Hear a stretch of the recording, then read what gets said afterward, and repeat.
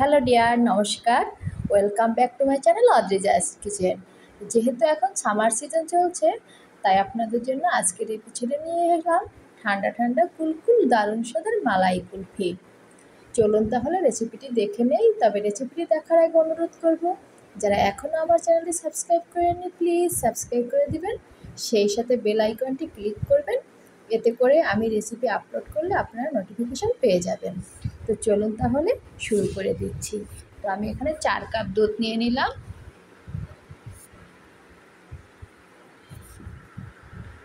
দিয়ে দিলাম 1 কোটা condense milk,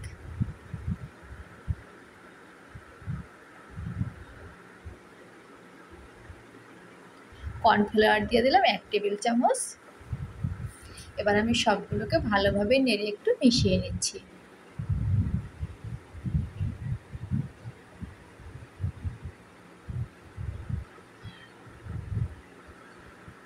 medium লো হিটে অনবরত নেড়ে জাল করতে হবে, নয়তো যেহেতু কর্নফ্লাওয়ার দেওয়া আছে নিচ থেকে লেগে যাবে। তো এই পর্যায়ে দিয়ে দিলাম 1 চিমটি জাফরান। এটা অপশনাল, না দিলেও চলবে, আমি এটা কালারের জন্য দিয়ে দিয়েছি।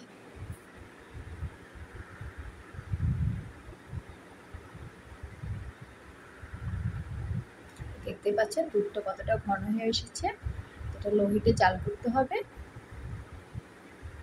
এ পর্যায়ে কোনোভাবেই হাই হিটে জাল করা যাবে না।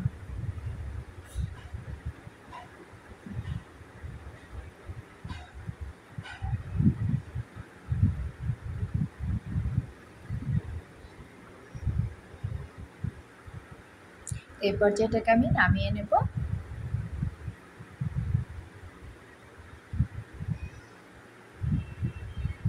তো নামিয়ে এটাকে আমি ভালো করে ঠান্ডা করে নিচ্ছি।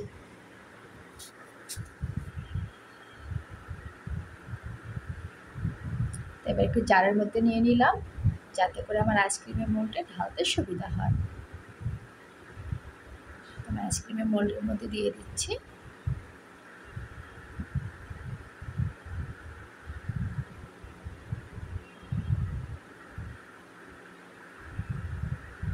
এবার একটি ফয়েল পেপার দিয়ে ভালোভাবে ঢেকে দিলাম। ঢেকে একটি রাবারের সাহায্যে এটাকে আমি পেঁচিয়ে দিলাম। এবার আমি একটু ছিদ্র করে এখান থেকে আমি কাঠি দিয়ে দেব। আমি কাঠিগুলো বসিয়ে দিলাম।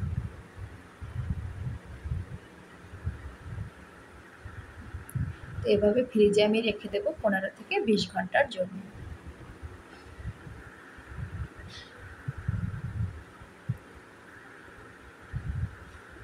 আমি সেমভাবে আরেকটি মোল্ডেও একইভাবে আইসক্রিমগুলো ঢেলে দিলাম।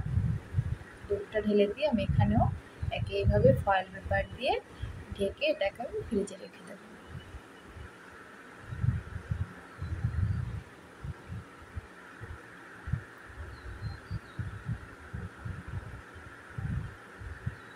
আপনারা চাইলে দুধের পরিমাণটা কমিয়ে আইসক্রিম আরও কমিয়েও বানাতে পারবেন। আমি একসঙ্গে একটু বেশি করে বানিয়ে নিয়েছি।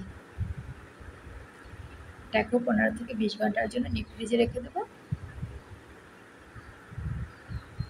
20 ঘন্টা পরে আমি চলে আসলাম, ফ্রিজ থেকে নামিয়ে নিয়ে আসলাম। এবার ফয়েল পেপারটি তুলে ফেললাম।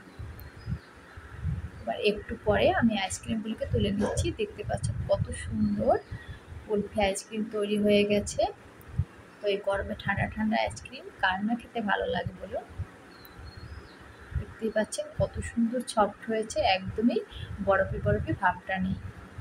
আমি আইসক্রিমগুলো একটু তুলে দেখিয়ে দিচ্ছি, এবং দোকানের মতোই একদম মালাই আইসক্রিমের মতোই হয়েছে। তো আজকের রেসিপিটি আপনাদের কেমন লেগেছে অবশ্যই আমাকে কমেন্ট করে জানাবেন। কমেন্ট করতে কিন্তু ভুলবেন না, আর বাসায় এভাবে আপনারা ট্রাই করে দেখতে পারবেন। আশা করি আপনাদের এটা ভালো লাগবে এবং খেতেও ভালো হবে। তো আজকের ভিডিও এ পর্যন্তই। ভিডিওটি সকলকে ধৈর্য সহকারে দেখার জন্য অসংখ্য ধন্যবাদ। সবাই ভালো থাকবেন। বিদায় নিয়ে নিচ্ছি। টাটা।